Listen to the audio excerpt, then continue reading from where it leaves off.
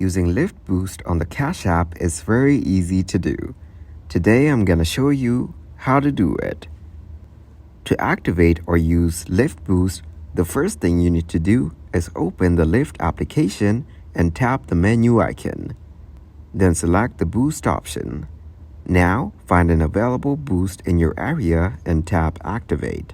Boosts typically last for a limited time and offer a percentage discount on rides. And add Cash App card to Lyft. Go to Payment in the Lyft app. Now tap Add a payment method. Then select Debit card and enter your Cash App card information. Your Cash App card will now be saved as a payment option in Lyft. Now, request a Lyft ride. When requesting a ride, ensure the active boost is applied. You will see the discount. Then, choose your Cash App card as the payment method. If the boost is valid, you will receive the discounted fare.